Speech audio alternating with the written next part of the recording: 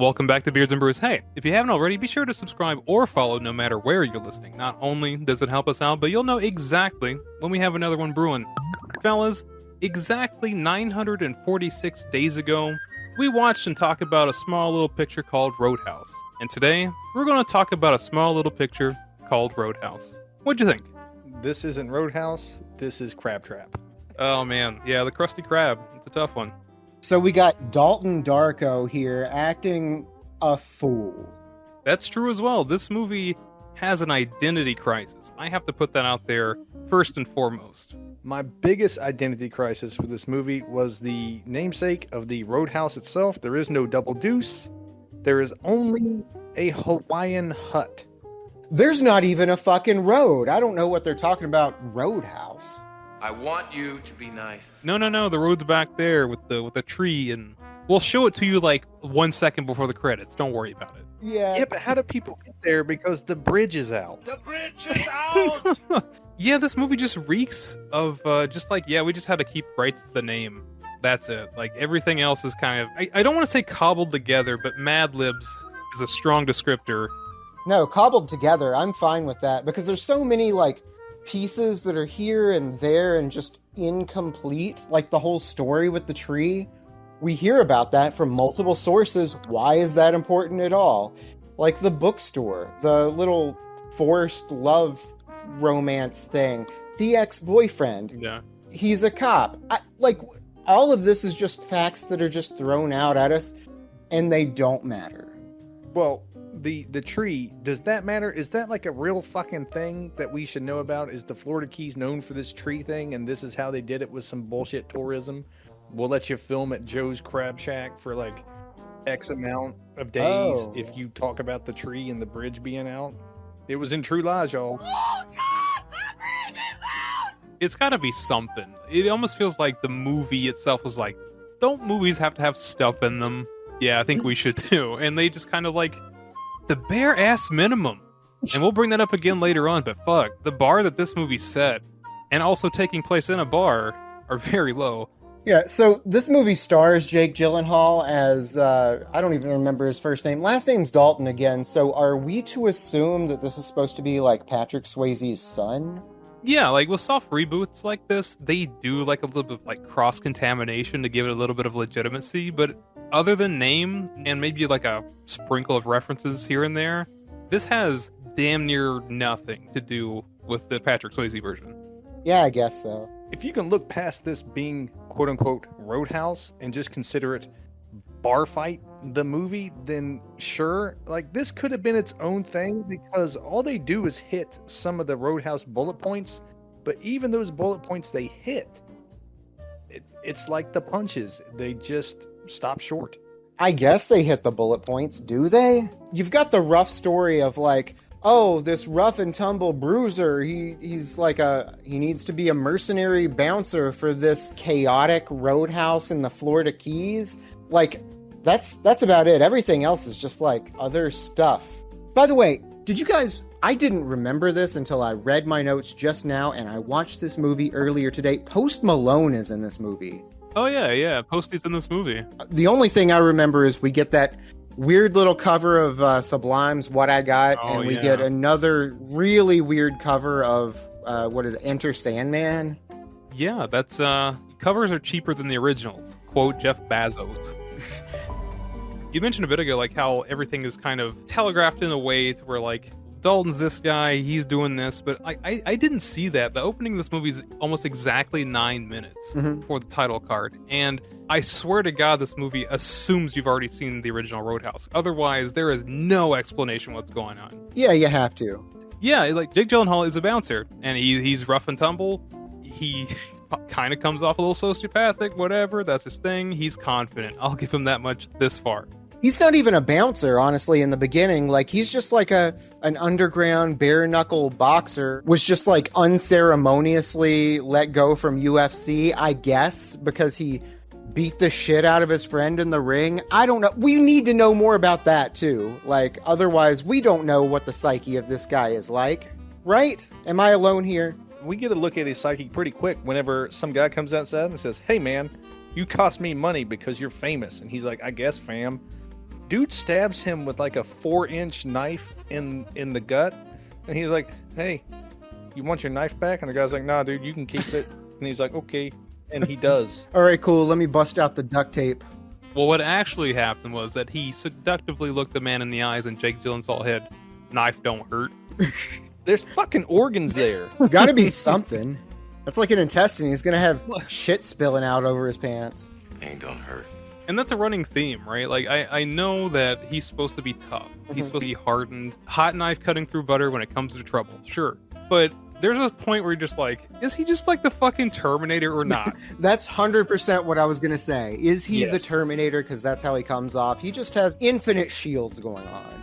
It's the abs of steel. That's what saves him.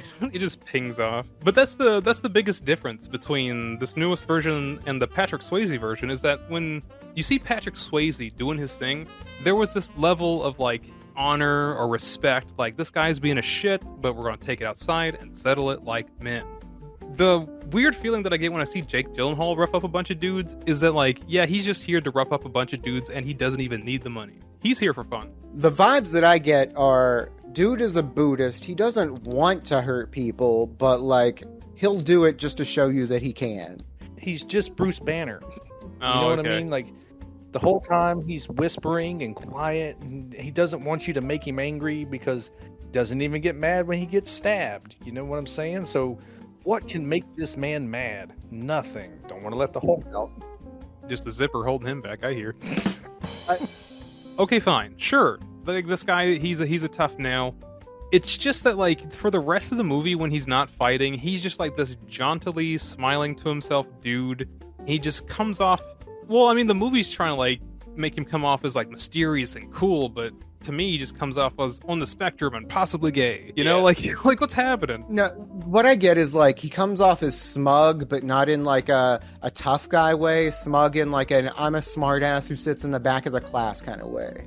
Okay, that's all well and good and stuff, but like with a character like this who's going to be that visceral, don't you want like that connection between real world? Because like it's just certainly not the real world. We'll talk about that later on, but he has this switch. You know, he's either on or he's off, and when he's off, he kind of just like sleepwalks, and when he's on, he's basically his character from Nightcrawler, just with fucking hands for lethal weapons. Okay. So he's either Donnie Darko or Nightcrawler, and no in between. Hell, Fightcrawler. Fightcrawler. Don't at me. I like that. I like that. See, I saw it as a very weird compare and contrast with him and Patrick Swayze. As to where you have Patrick Swayze's Dalton, who is like smoldering and, you know, knowledgeable. And he, you know, they actually let you see in the movie him explain his trade, his craft. Mm-hmm. This Dalton is either sitting at the end of the bar like Sling Blade, or just whooping some ass. And you're going, Yeah. why is he being so nice? Headcanon here. Okay, let me go ahead and get this out of the way. The dialogue in this movie is abysmal. Yep. Across Agreed. the board, dialogue is awful. I bet Jake Gyllenhaal, who is a professional Hollywood actor and has been in great films, acknowledged that and was like, guys, this dialogue is trash. I don't care that you wrote 200 pages of it. I'm going to say 40 of it. And man, oh man, his entire performance screams contractually obligated. Yeah. There's a lot of that. Like, he is in this movie because he was under contract and he wanted to show off his ripped abs. If those are even real, I don't know. There's a whole fucking lot of CGI in this movie. Way more than you think it's going to be. Okay, so you guys have set me on a path that I think I enjoy. So that absolutely explains why he's just this smiling idiot at the end of the fucking bar, because he's just like, all right, we're filming, right? Don't mind if I do. Yes. Estoy aquí. That's the entire vibe. Jake, what do you want to do in this scene? I don't know, man. Whatever you guys want to do. Well, just walk over here and tell him, I'm going to whoop your ass, and then beat him up. He goes, well, I don't want to say that. So I'm just going to be like, hey, is there a hospital? Yeah, it's over there. Okay, guys. Oh, slap, yeah. slap. You okay? All right, because I actually hit you and I apologized, but they told me to do it in the movie. Jake, you got to stop explaining yourself during the filming. Oh, I'm sorry, guys. No, okay, there's a couple of lines there that legitimately got me in this little scene that you're talking about. There's the first scene where you've got like the the big bunch of biker guys that this is going to be the group that causes trouble, and they do. He brings them all outside, and there's some bad dialogue, but he's like, I don't want to hurt you. I just want to know, do you have insurance? Medical, dental. It's like, the fuck? It doesn't matter. And he looks back at Frankie, the owner of this establishment, who has hired him, and is like, hey, is there a hospital nearby, Frankie? Just in case. She's like, who gives a shit? Just beat their asses. Yeah. Yeah, her character's a real fucking awful, by the way. The owner of Roadhouse, because I can't call it the double douche anymore. No, it can't be fun or nothing. The lady that does wind up hiring Jake Gyllenhaal, I don't know what the fuck they were doing, or whatever idea cropped into whomever's head that wrote this character, because it sucks. She materializes in the movie, shows up like, hey, if you look fucking ripped as fuck, oh, is that a knife wound? Well, fuck, you are tough. I guess I gotta give you a job. That's it. Used to watch you in UFC, and you want a job? Oh, man, it's no bueno, man. Just no bueno. The other line I want to talk about during that little fight scene, once he gets to the head honcho of this little group, he slaps him, open hand slaps him. He's like, I just slapped you. Are you all right? Damn! That's the most disrespectful thing that you can say in a fight. Slapping a guy and then asking him, are you all right? Because I just slapped you so fucking hard. And you don't look like you can take a slap very well. You look like a little bitch. Can we please discuss my good buddy, Mr. Broken Arm Guy? He's got some of the best lines throughout the film. He's got the only, I'm going to call it, true performance in the film. Yeah. Why not? He's the guy that kind of steps out from the rest of the bad guys and makes himself be known. So you have faceless villains. Even the main guy that gets eaten by the crocodile, #alligator. And he steps up and he gets these little quips. But they're kind of helping Jake Gyllenhaal's questions. And it's kind of like a back and forth between him. He even breaks his arm. He's like, I think you broke my arm. He goes, yeah, I definitely broke your arm. Let me take you to the hospital. And then they're in the car. Oh, hey, thanks for the ride. Yeah, he's got all those little things. Even whenever Jake finally loses his shit and starts being like, I got a Kaiser blade, and starts killing people, he's like, hey dude, I just wanted to ride bikes with people. I know they're assholes. It's really tough in South Florida if you don't have a group to hang with. Yeah, I totally enjoyed this comic foil too. I feel like what he brought to the movie was what the rest of the movie kind of needed. Just a little bit of brevity. Just you're literally trying so hard as a movie to seem hard. It just comes off as just what in the fuck? At this hospital, we get treated to his romance, his romantic interest, or what the fuck ever, and it's the worst introduction I've ever fucking seen. You think you're tough, breaking these men's arms and bringing them in here? What is that accent? You know what I mean? It was is this the Predator fucking talking? And then, you're a piece of shit. You want to go on date? And I went, all right, man. I don't know what the fuck's happening. Brady, you sound like he's gonna ask him for badges. Well, badges? They don't need them. That's the word on the street or the road. Excuse me. Opinions vary. This whole conversation between Jake Gyllenhaal and love interest, and I use that very loosely because, on your point, Chandler, the dialogue's already awful. Jake Gyllenhaal doesn't want to be there, seemingly, and it definitely feels like he's trying to wrap up everything all the time. This conversation between his supposed love interest totally feels just like, hey man, I know that's your dialogue. I got to split. Peace. Yep. Ooh, Eric, that's a great point. He's trying to walk out of every scene. Oh, please God, let that be true. Even if he's on the boat in the middle of the ocean, just I got a haircut, right? Well, think about it. She takes him on a date, and they're on a coral reef. He's like, look, I gotta go. Yeah. Well, how does this... Okay, so it starts out, she comes out, and she's like, oh, asshole guys like you want to come in and start, beating people up. It makes my job a whole lot tougher, stuff like that. It makes it harder for the people that actually need medical attention because you keep bringing in these people. And then they just happen to run into each other at like a brunch place, and then she shows up and is like, hey, let me take you on... There's no chemistry here. It's just two people that just happen to run into each other. That can be said about the entire cast, to be honest. Yeah. Like, there are some heavy hitters, pun intended. There are some great actors in this movie. It seems like none of these people have spent any time together outside of them filming that particular scene. Yeah, I get that. Okay. She's trying to kiss him, and she kisses him, and he doesn't move. He doesn't fucking move. His lips don't move, nothing. And he goes, oh, wow. And then she starts eating his face while once again he just stands there staring off camera to the left. Which is not only inherently weird, but to all the ladies that listen, that's definitely a red flag. Yeah. I think I'm just realizing just how short of a time frame they had to film this. Like, it had to have been. Because they did not have time for second takes. They did not have time for this or that. Didn't have time for any of the crew to get to know each other. Like, this was probably filmed in like a week. That's why there's so many fucking really awful overdubs later. Is like, oh, they're here for a minute. The sound on that one's awful. Didn't have enough time to take a second shot at it. Fuck it, dub it over. Conor McGregor can't understand a fucking word you're saying. Gotta overdub you. The old man that looks nothing like the love interest but is somehow her dad, we're gonna have to overdub you because you speak a little bit too Cuban here. Listen, dude, they overdubbed the fucking car with CG. I'm done. That's a fact. Okay, here's my hot take, y'all. When he first arrives at the Double Deuce, I know it's beachfront property. I know there is a sea breeze. But that wind is fucking kicking. They never show the sky. I think they're filming off season. Yep. And they had a couple days to get this shit done, and the storms came in.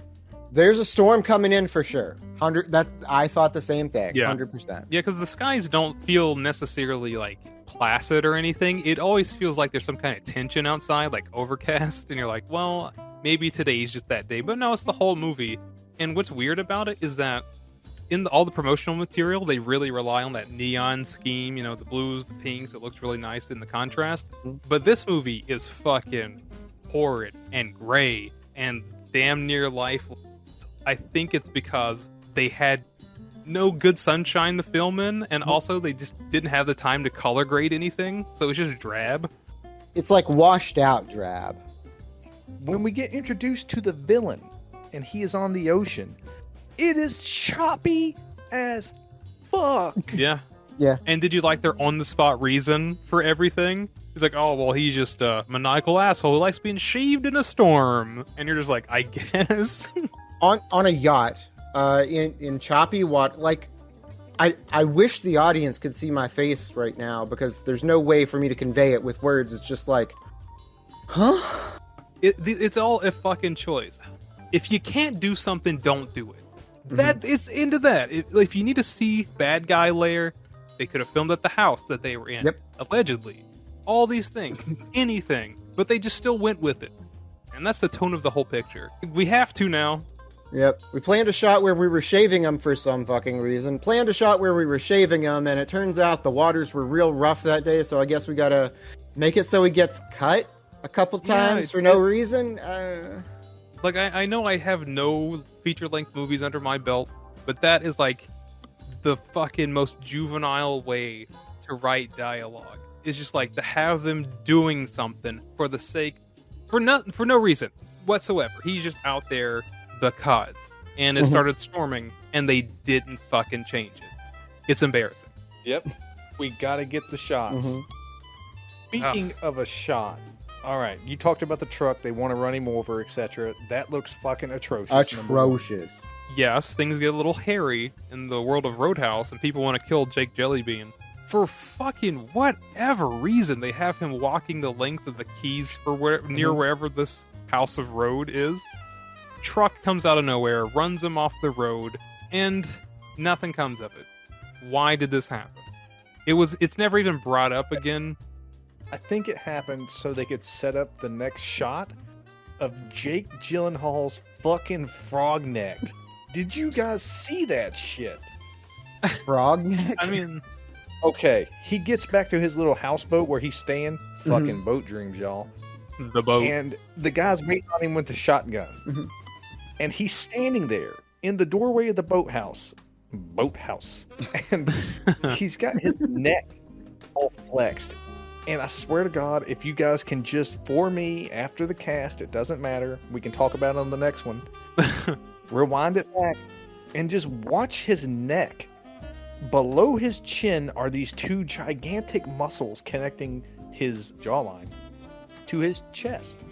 And by God, if they aren't pulsating like two big fucking frog necks, it's insane.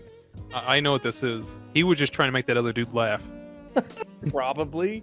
Yeah, like just straight up, he just shows up on set, doesn't want to be there. Some guy's just like farting out his lines over, just bouncing his titties like Terry Crews. So instead of this being a reboot, you think this is a ribbit? I'm sorry I said that. One point that I really want to throw out into the world. So he gets run off this bridge, splashes down right into the middle of the ocean. This is a big bridge that connects like different islands together. Yeah. How does he get out of the middle of the fucking ocean? Like, I would have drowned. Like, I can swim fine. I would have drowned. It happens off screen. Therefore, he can do anything. I guess so. Yeah, sure, whatever. He fucking surfs a crocodile gator to fucking Roadhouse. Doesn't matter. In fact, if they would have had that in the movie, I'd be like, at least there's that. 2 sea turtles. 2 sea turtles with back hair. Yep. The old Captain Jack Sparrow. Nobody move! Drop my brain. He gets back and they say, you know what's really interesting, Jake Jellybean? He goes, what's that? They're like, it's not really interesting, but it's more like a Scooby-Doo mystery. And that is them telling you that this plot isn't so much action related, and they're not going to tell you why things are happening. It's just going to be a mystery. But the mystery is that they don't know either. We don't know where this is going. No, the real mystery is why this whole movie isn't under the genre of horse shit, because that's so fucking stupid.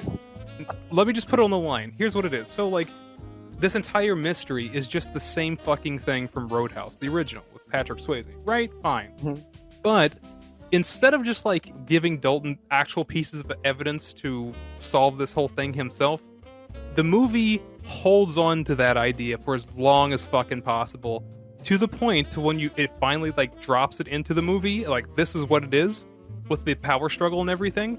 I don't fucking care. Yeah. Mm-hmm. Like everything around this whole moment does not matter. Jake Gyllenhaal can leave at any moment. In fact, he tries. Yes, he does. This whole movie is cantilevered over this pivotal moment, not understanding that the rest of this movie afterwards doesn't need to happen. Nope. We get into a scene where like one of the just default bad guys, don't know who he is. He's talking and he's basically trying to evoke some disposition. He's like, maybe you should tell us why all this is happening or something, why we're doing this, why the big bad is trying to shut down the Roadhouse. Nope, scene's just done. Let's move on. Yeah, and to your point earlier before the show, Brady, is that you had mentioned you could probably cut out a significant portion of this movie and it would still operate as such. You know what? At first I was apprehensive, but now, yeah, absolutely. Scenes like that, there's like maybe a dozen of them, just like daisy chained together, that just almost only exist so the next small scene can happen. But that in the grand scheme of things, those small scenes barely add up to anything. In fact, by the time the movie's over, I think I've threw my hands up in the air like more times than a Neil Breen movie. It was just absurd. There's a lot of that. There is. Any overlying continuity or genuine theme to this movie is ridiculously short-lived. Oh, and speaking of short-lived, what I've got here today is a collaboration between MadeWest Brewing Company and Firestone Walker. I'm going to assume both of those are Southern California breweries. This is short-lived. This is a West Coast style IPA. I think it's 7% alcohol. Yes, it is. Fresh, though. A little bit of fruit, maybe a little pineapple in there. A little tropical for your, Florida Keys vibes. Given everything that I've had in my recent past, West Coast style IPA is the direction that genre of beer is going. This just kind of ain't it. Well, if you want to know something else that kind of ain't it, it's not Conor McGregor, but it's definitely Conor McGregor's first bar fight when they literally yell the word bar fight and then it devolves into Gremlins 2. Before we get into it, can we just gloss over Conor McGregor's appearance in this movie? Not what he's wearing, but how he's introduced. What he's not wearing? There it is. Yeah, he's just bare-ass naked somewhere, making a ruckus, I hear. Yep. And honestly, for way too long, like, okay, I get it. There's a joke there. Like, first time you see him, he's walking out of wherever he is, buck-ass naked. And it just focuses on his butt while he's walking out. And then the next scene that he's in, the next little shot, still just walking out naked, focusing on his ass. And then we get more of it. Like, okay, the jokes, we get the punchline. All right. Yeah, no, he also has to rob a man and set his shit on fire. Why, you ask? I do. Well, good for you. I'm not fucking explaining shit. Neither does the movie. His introduction is kind of hilarious because they're like, "Who the fuck are you?" He's like, "I'm the guy that's the guy." Yep. And you go, "What?" And then that's all you get. Yeah, that's pretty much it. I mean, some of his charisma does kind of eke into the movie, and to be honest, the genuine laughs that I had were because of that, but in reflection, like, I think I'm laughing at the movie. Yeah. Rather than with the movie. Yeah. There is a fine line between charisma and clown, and he walks that. He walks it with both arms swinging. Shut your fucking mouth, you'll do nothing. You'll do fucking nothing. I think you start having fun when Conor McGregor arrives, because Conor McGregor is having fun.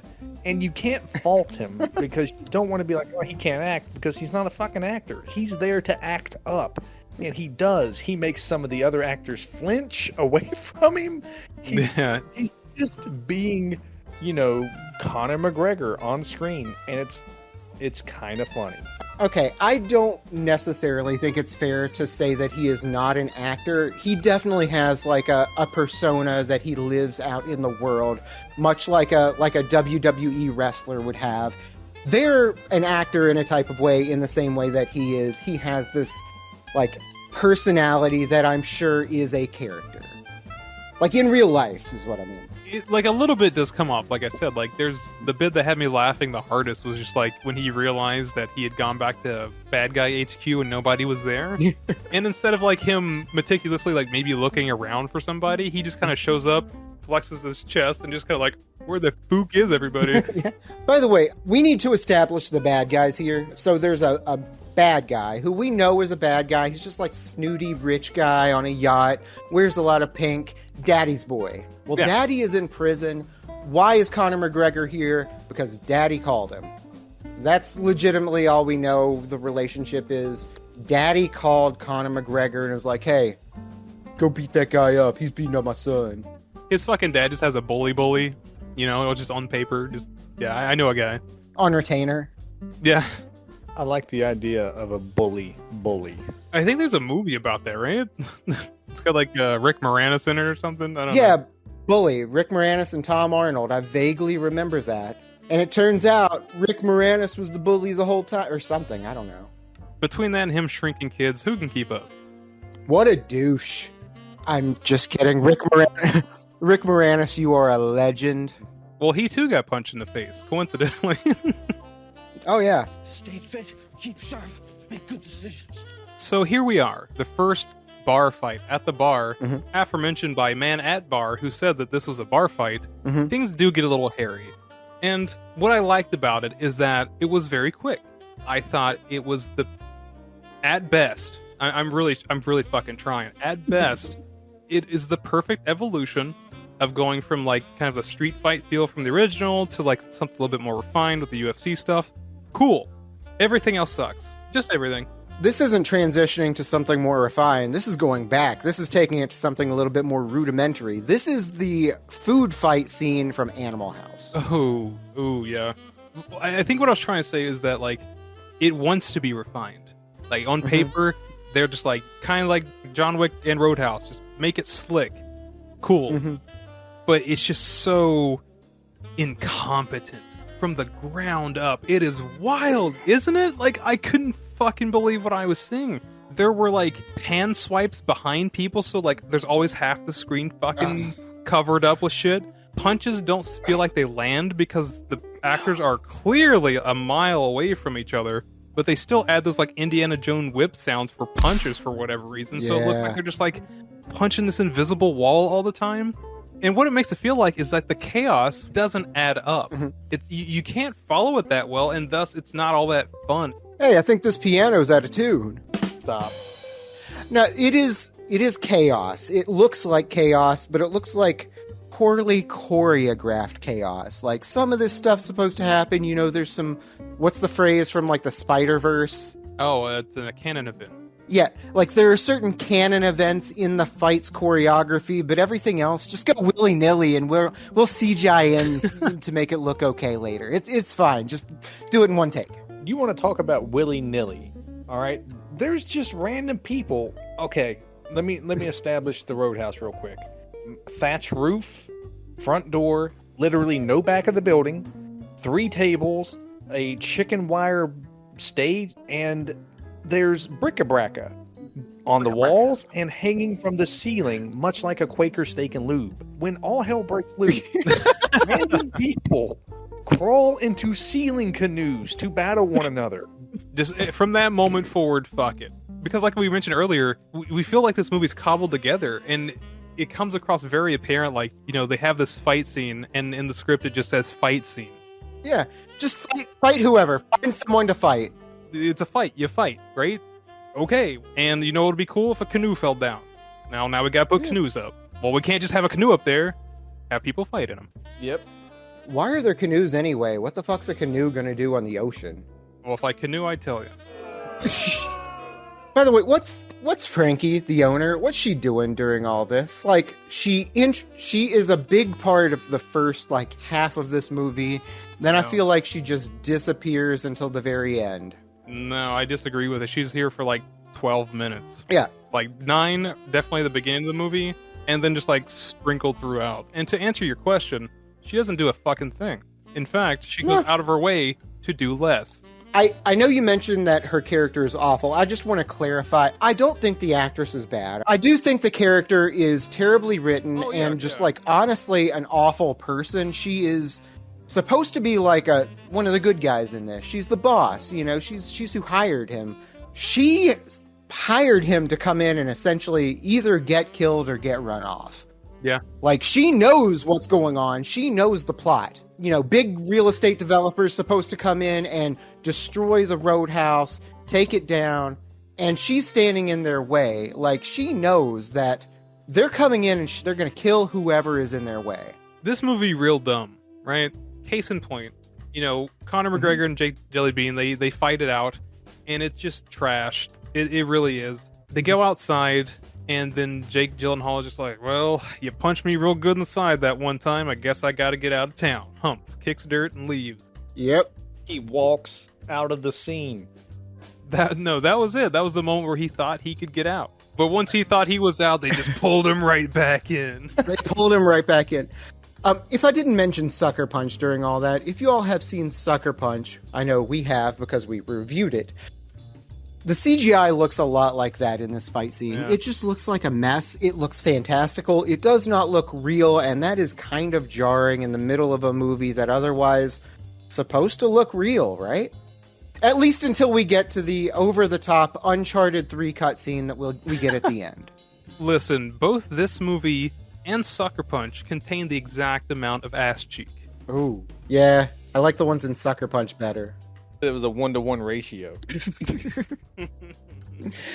And through all this, we do keep getting our little flashbacks to gradually learn a little bit more about the psyche, about what happened with Dalton and why he's no longer a famous UFC fighter. Turns out, for some reason, he was fighting his friend one time and he just didn't stop punching. And we don't know why. We learn nothing about that. To be honest, it makes him feel like the Lawnmower Man in the back half of this movie. Because, like, I guess his brain just don't work too good, and he's just real mad about stuff. Sorry, I didn't stop hitting you. I just got a touch of the tism. Yeah, 100%. Because just to pile on the nonsensory, like, he fucks off, but he sees the bookshop where this girl whom he met for a whole 10 minutes, and sad face because somebody went over there and burnt the place to the ground. Like, Jake Gyllenhaal just spent the last hour and a half telling everybody that he doesn't fucking care. And then suddenly he does. Why, you might ask? It's my way or the highway. Yeah, so this is a bookstore that we see a couple of times in a couple of previous scenes. Very little interaction, honestly. Like, it's there when he first lands, talks a little bit with, like, the teenage daughter who, like, kind of runs it. She's like the cashier, I guess. I don't know. It's a cute little scene about that's how we learn about the tree, whatever. Come back a second time. I don't know. He uses their computer for some reason. They let him do that. And then the third scene is just like, well, I guess that's the equivalent of getting my dog killed. Gotta go back in. Yeah, but that's not the only thing that happens. Like, not only do we learn that, we learn that the love interest's dad is the sheriff, and all kinds of stuff that could have been telegraphed a fucking hour ago. Just anything. I'm sorry, you're just gonna call him the sheriff? Yeah. That is Sheriff Big Dick. I was going to get to it. There's some bravada needed to be had, but, you know, by all means. You need some bravado about the big dick? Sorry, go ahead. What I'm trying to say is this movie communicates everything poorly. Yep. And it's paced so shoddily that we're just kind of shoved in this contrived corner where Sheriff's daughter, also love interest, is somehow kidnapped, but her dad, the sheriff, is also in cahoots. Yep. There is no moment where we're like, shit's about to get real.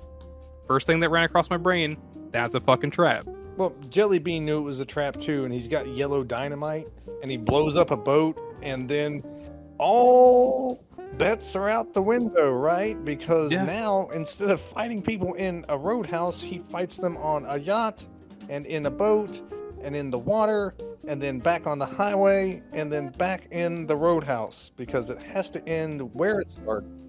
Oh my god, do you think that's when Jake Gyllenhaal was finally like, shouldn't the movie just fucking take place in the roadhouse? You know, they're on the boat filming this fight scene, they're like, oh fuck, right. What do we do? Like, how do we get back? I want to talk more about this boat scene, first of all. All right, so the way we get here is love interest's ex-boyfriend, because that's how we get a boat. He's got a boat, so they take it out, and he steals it. Drives it out to this yacht party where, you know, all the big bads are having a meeting, shows up and is like, oh, her dad is here after all. This is a double cross. They didn't actually kidnap her after all. The pink guy's like, oh, actually I do have her. And you can see Jake Gyllenhaal's just like, oh, I didn't read the script that far ahead. This is a double cross. All right, I'm into it now. He didn't read the script that day. That's why he was surprised. He's like, oh fuck, this is a good movie, I think. Like, he is surrounded by bad guys with, like, guns and weapons on a yacht in the middle of the ocean. His love interest has been kidnapped, and he's just, like, smirking. Like, oh, man, this movie sucks. He's even smirking whenever him and Conor McGregor are trained by Dawson for the final fight scene in the bar, where he then has cover of Metallica playing while he stabs him with table legs.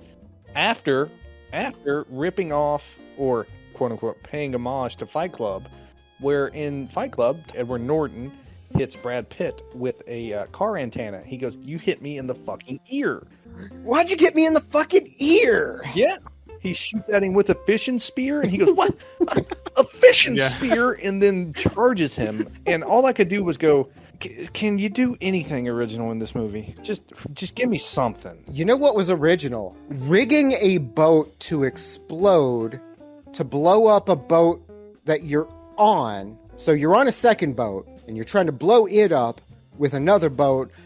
It would be original if you were on the open water and had no way to escape. Why the fuck would you do that? What's the game plan here? What are you doing, Dalton? Boathouse. Boathouse. Yeah, all these things happen in this movie. I feel like the movie's almost wasting my time. If not actually wasting my time. Because, I mean, fuck, man, this movie's frustrating. Because, like, we already know how this is going to end, and the movie's just trying to fucking pussyfoot around. I'm just like, just do it. Just be stupid. Just get the boat there. Let's fight with Connor. That's what we tuned in for. Okay. Let's just do it. And you know what we get? A fucking travesty. Yep. A fucking train wreck of cinema. Like, oh my gosh. Like, I know this thing wasn't going to be art to begin with, but god fucking damn. Like, I just witnessed a murder. Yep. After the big boat scene, we find out that there is a I don't know, a back dock to the roadhouse, boathouse, whatever you want to call it. So that's where they pull up to meet for the final countdown, for the final scene. You know, big bad battle. That it is what it is. Yeah. Insert foghorn.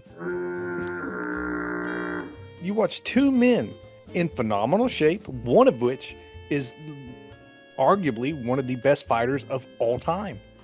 And you see one of the shittiest fight scenes you've ever seen in your life, completely overlaid with CGI during the fight. The camera will not stop spinning in a fucking circle, and they try to add some sort of comedy with a Three Stooge piano bit, which just did not fucking land. No, not only did the joke not land, but none of the punches whatsoever. Again, everything is just like fucking miles away.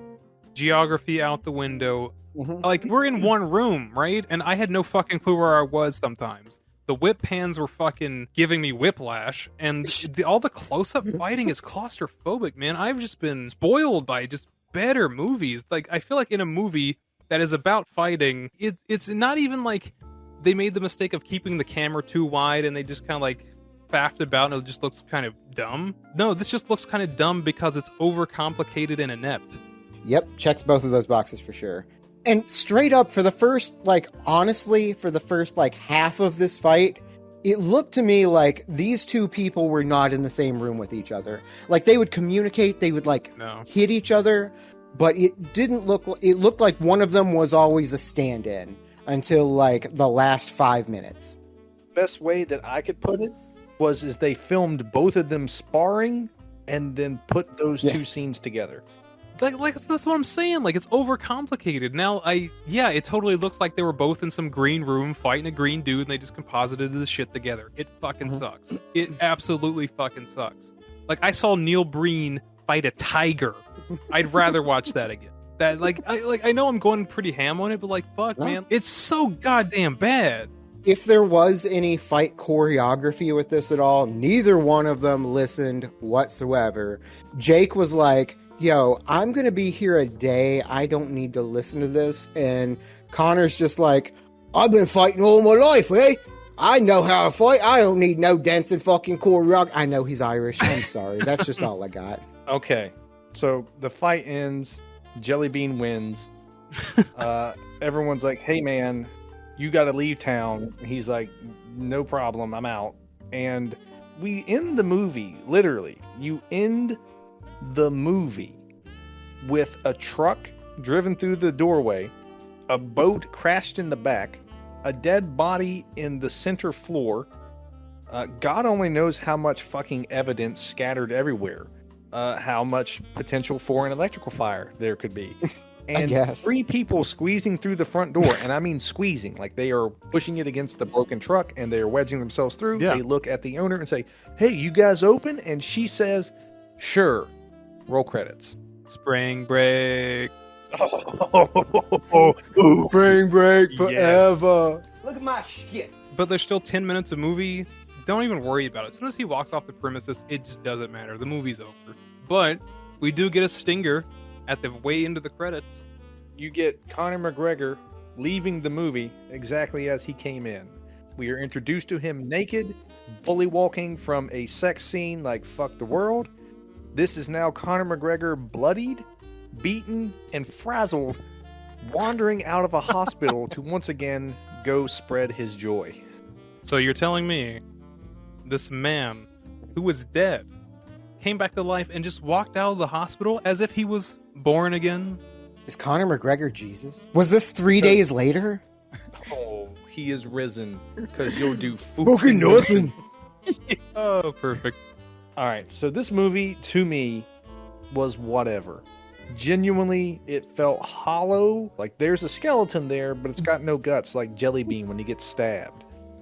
But it's the lack of charm for me that really brings it down. To say that there aren't good bits is a lie, because there really are. There's some genuine moments. But my biggest problem was the runtime. It's 2 hours. If you would shave this thing down to about 80 minutes, you'd probably have a genuinely, I won't say a fucking banger of a film, but it could be something that you'd be like, I'll watch Roadhouse again. As of right now, Keep Boathouse. No, thank you. I agree with you. Like, there's no charm in this movie. It's incredibly dumb. The whole time, it just feels like someone copied someone else's homework, but still fucking failed. Like, I don't even know how that's possible. The best thing I can say about this movie is that it will fortunately turn people's attention to the original, and they'll give it a shot. Yeah, so I'm just going to tell you, I thought this movie was really bad. The dialogue's really bad. All of the CGI's really bad. The plot's really bad. There are a few like little lines, a little quips here or there that I did get a chuckle from. I personally don't think that it can be improved by just reducing the runtime. I think it can be improved by just like being a better movie across the board altogether, but we're not going to get that. The only reason that you should watch this movie is if, no, don't watch this movie. Just go watch the original Roadhouse. It's way better. Well, there you have it. Roadhouse, a remake of Roadhouse. If you have any strong feelings about Roadhouse, leave it in that comment section below. Make sure you hit those like and subscribe buttons. Be sure to bash the bell icon or whatever you got so you don't ever miss what we have brewing up next. Get out there and follow us on them social medias, fam. We got it all. We're even on the YouTubes and anywhere that podcasts are available. Give us a listen. Sometimes we're pretty damn funny. Other times we have to watch Roadhouse. Eric, please insert your Roadhouse there. I think it's a little out of tune. Oh, God damn it. Fuck. The piano. Yeah.